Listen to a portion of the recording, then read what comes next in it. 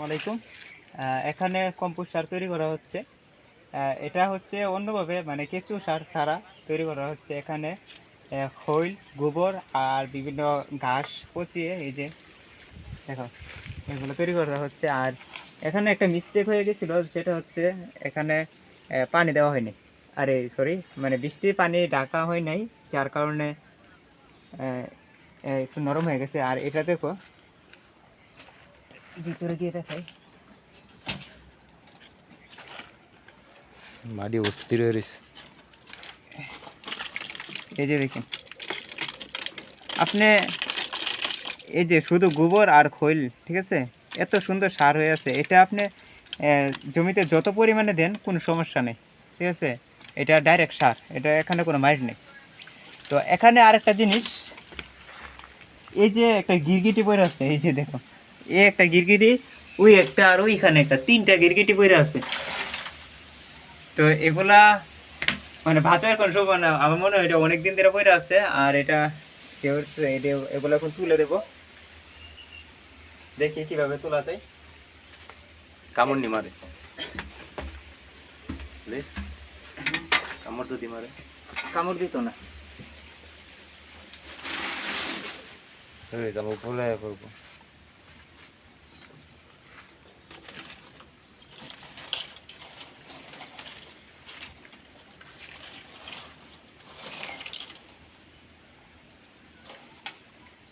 ধরিস না।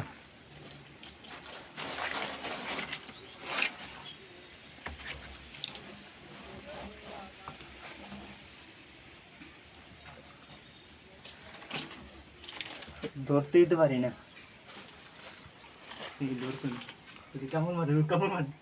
কামড় বেড়ে কিন্তু বিষাক্ত প্রাণী, মরক। পেছন দিকে ফেলা এটা হা করে আছে কামড় দেওয়ার লেগে। দেখ, একটা ধরলাম, বাচ্চা গেলি জীবনে। আর দুইটা আছে। আরে হলে জীবন ডালে দুইটা যাইতে পারতাছ না।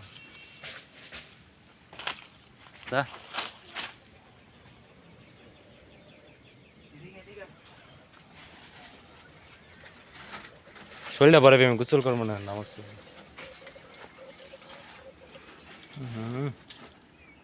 এই গন্ধ, সেরকম গন্ধ আসতেছে বৃষ্টির পানিতে ভিজার কারণে। আল্লাহ,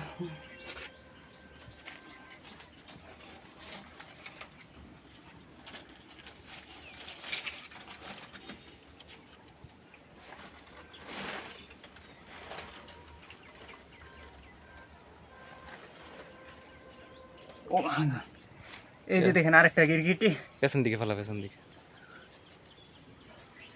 দুইটা, আরেকটা আছে।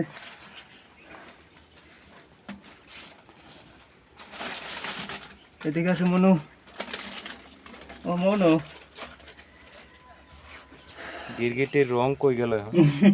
এই গিরগিটি, ও মাই গড, এই দাঁড়া।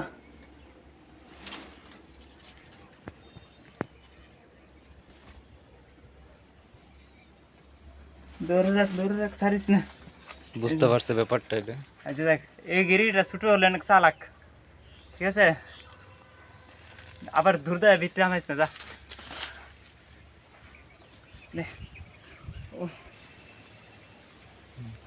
এই যে দেখেন কাঁঠালগুলা, এইগুলা হচ্ছে, এইগুলা গাছগুলো জৈব সার ইউজ করা হয়েছে। আর দেখেন কাঁঠালের গ্রোথ কেমন। এবার কাঁঠাল একটু লেট আসছে, একটু পরে আসছে, যার কারণে এখন ছোটো ছোটো এটা গাছ। প্রত্যেকটা কাঁঠাল 8 থেকে 9 কেজি, কমপক্ষে 5 কেজি হবে, ঠিক আছে। তো এইগুলো বড় হবে। 5 কেজি বেশি হবে। হ্যাঁ, ছোটো কাঁঠালগুলা। আর বড়গুলা 10-15 কেজি হয়, একদম বড়গুলা, ঠিক আছে। আর এবার একটা বৃষ্টি হচ্ছে না। এই যে পুকুরের পাড়ে হাউসগুলা, এগুলো থেকে জৈব সার উৎপাদন করে করে এই কলা গাছ, তারপরে এই বিভিন্ন গাছ, এই যে লতা পাতা, এগুলা দিয়ে জৈব সার উৎপাদন করা হয়।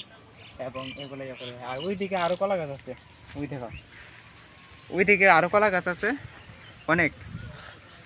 এই পিছাড়ি প্রায় 30 বিঘা, ঠিক আছে। পাড়ের মধ্যে সব পাড়ে কলা গাছ আছে। আর এগুলো কলা পানি চুরি করে নিয়ে যায়, আমরা শুধু গাছগুলো দিয়ে সার বানাই। আর এই আমগুলো হচ্ছে রাজশাহী আম। এই গাছের বয়স প্রায় 2 বছর। গতবার লাগানো হয়েছে, আর গতবার ফুল আসছিল, এবার ফল তেমন একটা হয় নাই। আর এবার দেখেন মাশাল্লাহ আম ধরছে, এই এগুলো দেখো নিচে অনেক আম আছে এই যে মাঝে মাঝে। আর এবছর সিজনটাই একটু অন্যরকম, বেশি শীত, তারপর শীতের পর হঠাৎ করে আবার বেশি গরম, যার কারণে মানে আবহাওয়ার সাথে গাছে কোনো ম্যাচিং হচ্ছে না। হ্যাঁ, যে কারণে ফলনটা কিছুটা সমস্যা হয়ে যায়।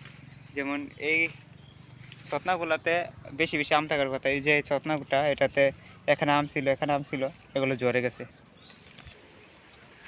আর এগুলো হচ্ছে সিলেটের লেবু, কাগজি লেবু, তারপর এলাচি লেবু। আর সিলেট থেকে চারাগুলো আনা হয়েছে, আর এগুলো কিন্তু অনেক দাম দিয়ে চারাগুলো আনা হয়েছে। আপনার ফলন যেমনই হোক, চারা কিন্তু অনেক দামি চারা, ঠিক আছে। আর এখন ওই রকম লেবুর সিজন এখনো আসে নাই, তারপরও এইগুলা আছে, মানুষ ঠিক আছে। নষ্টটা করছে। আর এই দেখেন আমাদের এলাকায় কিছু পীর সাহেবরা এখানে আসে, এই যে এখানে একটা লেবু আছে, এখানে একটা লেবু আছে, কি দরকার আছে এই লেবুগুলাতে কূপ দেওয়ার?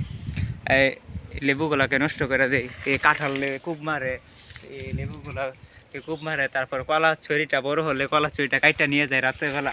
এই হচ্ছে আমাদের দেশের অবস্থা, বুঝছেন? কারে মেয়েরা কে খাবে?